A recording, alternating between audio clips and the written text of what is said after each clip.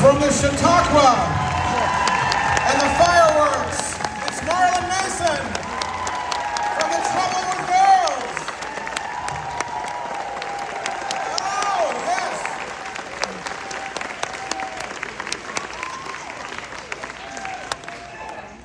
You guys are just wonderful. I've been back there watching and reminiscing, and oh my gosh, you want to cry every time. Oh. It's so great to have you back. Hi, everybody. We've had so much fun over the years with Marlyn Mason talking about Elvis, and it's just been interesting tonight because you yourself are an actress, and you were watching all these clips and all these actors and actresses that have worked with Elvis and all the different kinds of movies. They were just fun. They made you feel Yes, good. I never saw, and I still haven't ever, I've never seen an Elvis movie. I've just seen little clips, Yeah. except my movie. Well, they're good. You should try them out. Yeah. But he was amazing. He was a wonderful actor. Yeah. And we never got to see the best of his acting abilities. I felt it working with him because we worked alike. Yeah. And it was just kind of by the seat of our pants. But we knew what we had. We knew what the job was, Right. and we never quite knew what we were going to do. But we knew what had to be done, and it was all unspoken. Trust. It was amazing. I loved Yeah. working with him. And you've been in, so we talk and I tell you about all the TV shows I'm watching that you're in. I'm like, oh, I'm watching Vegas and you're with Dan Tana. Oh, I'm watching Mannix and you're with Mannix. You worked with so many, on so many shows, so many different movies. And you told me once, you said the atmosphere on the set is set by the star and it trickles down. And on an Elvis movie like this, you said it started with Elvis and everything was It was wonderful. Yeah. It was just wonderful. Yeah, it was we had a great crew, but a lot of them had worked with him before. That's what Jerry was saying. That Yes. it's like a family of Yeah. people that wanted to work on Elvis movies. Yeah, and I would love to. I wished I had a chance to do more films with Yeah. him, just to work with him. Yeah. How did you get cast in this film? I don't know.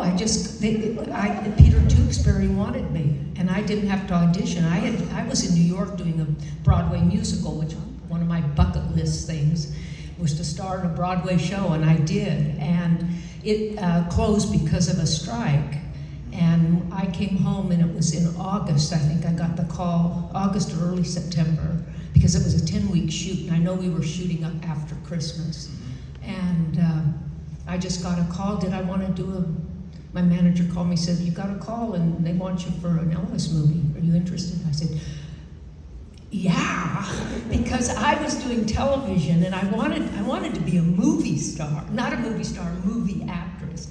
And I thought, well, maybe this is an opening into films, and which it wasn't, but because nobody saw the movie. And But for you, so what was it like? You get to the set, what was it like meeting Elvis? Do you have a memory of that? oh yeah, the first thing I said to him, I'm not a fan of yours. And he kind of looked at me, and I quickly said, I don't mean that unkindly.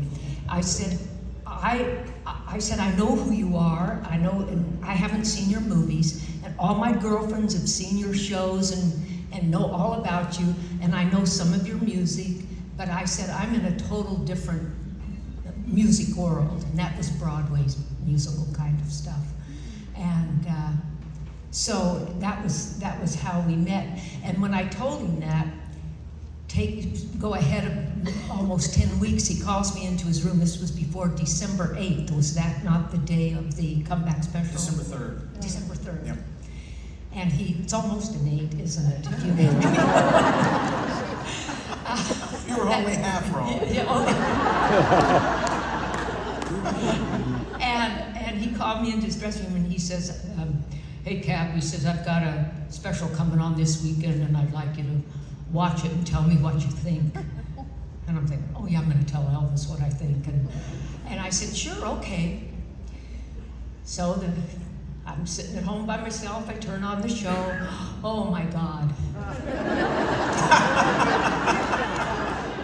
He came out in that black leather.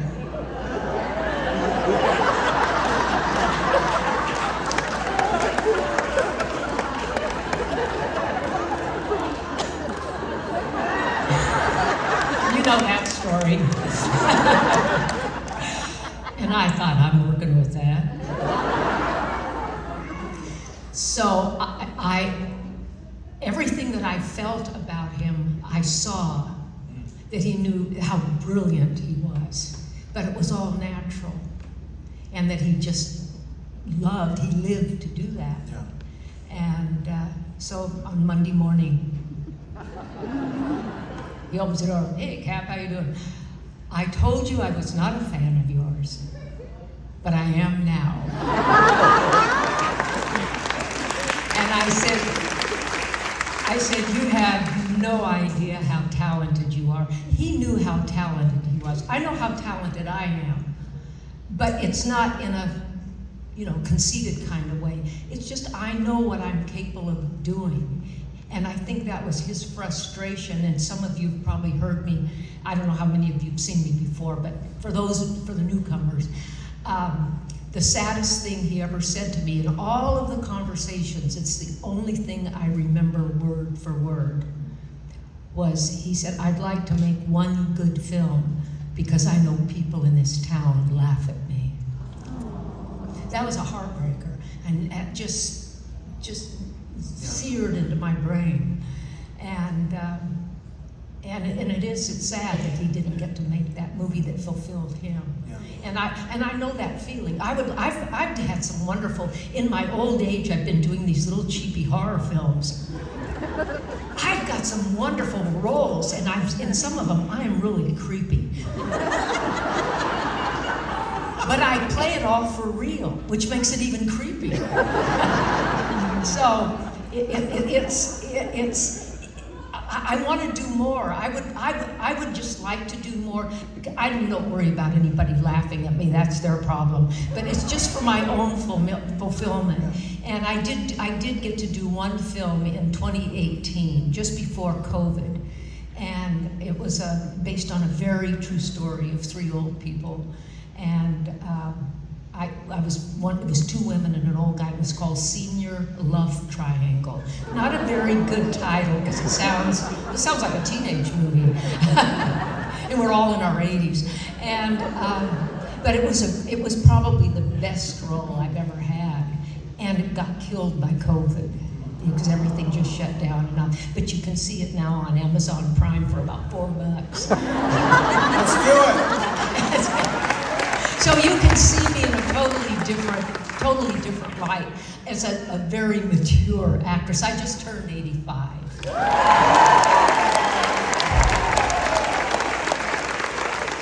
I want us all to go to Amazon Prime, rent that movie for $4, because I want Amazon Prime on Monday to have a meeting, and in their regular Monday morning meeting, I want some executive going, what the heck's going on here with Senior Love? Signed Eddie Murphy to some $1 million contract. We got to get this Marlyn Mason signed up. Well, I can give you one more movie. Oh, good. Okay. This one is a nasty one. It's a horror film. Well, it's not an authentic horror film. At the very end, an authentic horror film, I was told, has to have a supernatural something in it. Oh, okay. And so they do a little supernatural thing at the very end of the movie. But it's a horror film called Besetment. And I'm not nice to this movie. And it was great fun to play Millie. I was really good at it. It was almost scary. I almost scared myself. And this one young man came to the first screening and he said, I will never forget you as long as I live. I cannot tell you what the scene is. This is how bad the scene is. It is so bad that the reviewers referred to it as that scene. And you don't see a thing. It's what I create in your head with my face. But it's creepy. But I had fun playing it. It was so if you have nothing better to do. So see, you talk about that, and I see Elvis. There were so many roles that he could have been so great. He would have been a great detective in a movie, like a gritty New York detective kind of thing. He could have done anything. Yeah, he could have done science fiction. He could have been like captain of a starship. I mean, he could have done so many he roles. Well, you know how versatile he is in his music. He was the same way as an actor. Yeah. He could have, oh my gosh, the possibilities are endless. So you were talking about working with him and the trust between you two. There's this one scene that it's kind of I used this phrase earlier in the week with Linda. I was asking Linda a question about how she met Elvis, and she's like, oh, they don't want to hear that again. And I said, no, they do, because here's the deal, Linda. If you're Kenny Rogers, you've got to sing the gambler, So with you, when I have you on stage, I have to ask you about, because there's always new fans coming in, and they don't know about you and Elvis and a chair. Okay, now this is just for the people who have never seen me or heard my Elvis stories. I gotta remember to keep this thing in my mouth. Just clap if you've never seen me or heard of my story. There you go. I have to set the scene. Okay. She's using props. Let's see, I think I'll do it this way. Okay. All right. The camera's here. Mike. The camera's here. Okay. Elvis is standing up here. It's his close-up. And I'm down here in Trouble with Girls. He's rubbing my shoulders. You saw the little bit of the scene. And he's rubbing my shoulders. And the director, Peter Tewksbury, comes to me and he wanted a particular reaction. And I can't remember what it was, but I just know he said, I don't care what you do, just get it for me. Okay. He wanted a reaction from Elvis. He wanted wanted me to do something so that Elvis, he wanted some particular look on Elvis's face. So I don't see Elvis because my back is to him, mind you. So we never have eye contact. The camera is on Elvis, and Elvis is rubbing my shoulders, trying to sweeten me up. And while and we're going back and forth, he's doing most of the talking. So while he's talking, I turn.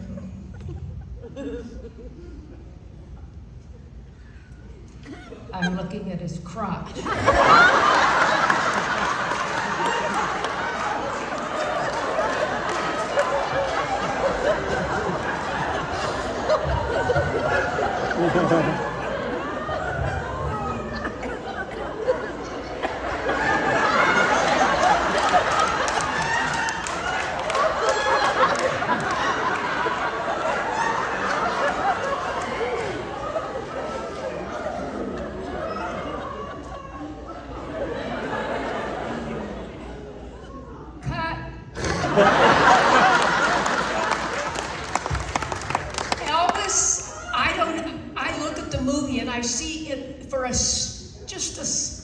Moment, there's a little on his face. And that must be the look that Tewksbury wanted, because he says, thank you very much, I got what I wanted, thank you, Marlyn.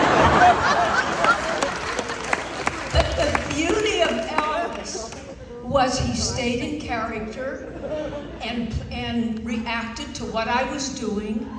He never faked it. That was when I learned Elvis never faked anything. And when I watched him in performance after that, the guy, if he forgot a lyric, he would just keep going, and he would let the audience, he would share it with the audience, and it was beautiful. But that's your zipper story, baby. That's your gambler right there. You gotta know when to hold them and know when to unzip them. I was tempted when I was zipping to go. A little peek. I stood strong. Marlyn asked me this afternoon. She said, "Where in the show am I? Am I early in the show?" Or I said, "Oh, you're last, Barry." I'm at the end of everything. Marlyn, you just can't. But the one thing you can do is tell us about, you actually got to sing and do a number with Elvis. Signs of the Zodiac. Oh, I mean, so, well, that's, you know.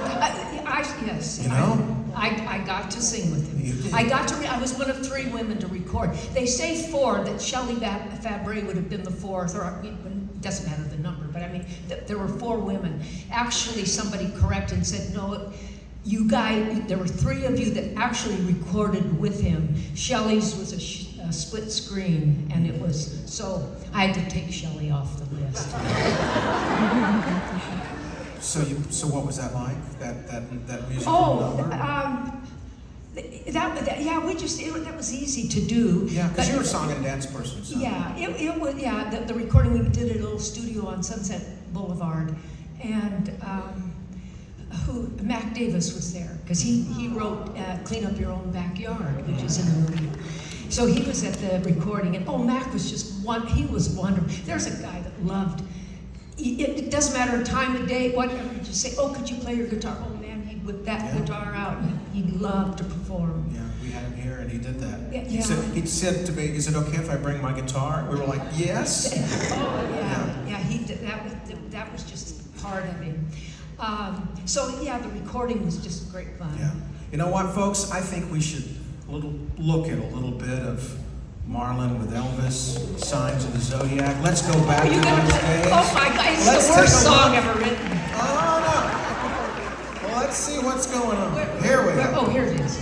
Incredible that you were able to do that with Elvis, and it's like I can still hear him. And it's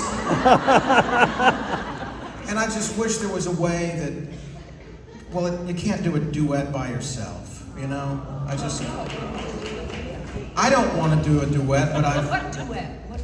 Well, Signs of the Zodiac. If we just had an Elvis, to stand in for Elvis.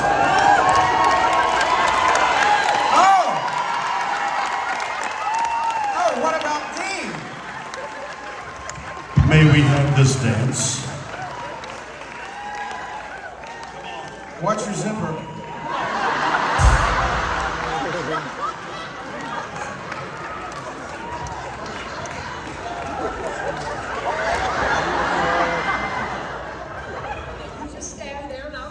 Oh, no. It's a family show, Marlyn. You guys want to hear it live?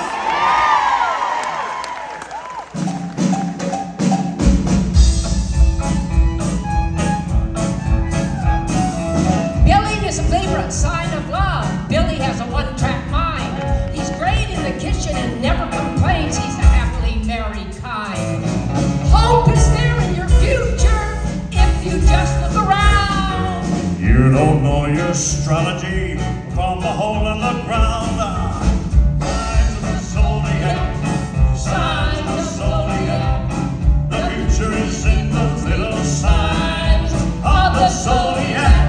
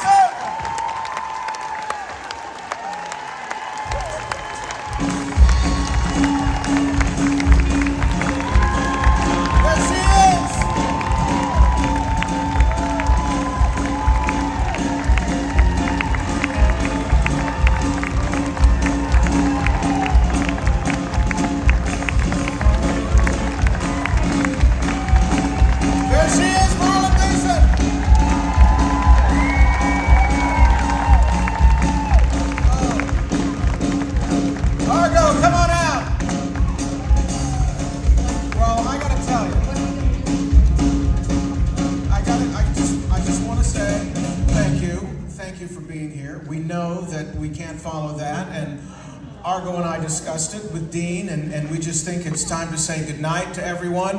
Thank you for being here. Thank you, Lenny. Thank you for being here with us on a Hollywood night. And be sure to come in the morning to, we've got some conversations going on about Colonel Parker in the morning. And we ask you to come to that. And all of our guests that we've had here this evening, Robin and Gavin Kuhn, Sandy Coelho, also Jerry Schilling, and the beautiful Marlyn Mason. Jillian as well, and Larry Strickland. Thank everybody. Thank you to EAS. Yes. I'll see you across the street. We're going to do a little dance party at the hotel here in just a few minutes. Party's not over. I'm headed to Graceland with Jerry Schilling tonight. We'll see you tomorrow during Elvis Week. It's not over yet. You gotta check your zodiac. And you know, we should probably close this thing out the way Elvis would close out all the shows. You're exactly right. How do we do that, Dean? A little Can't Help Falling in Love. Thank you, everybody.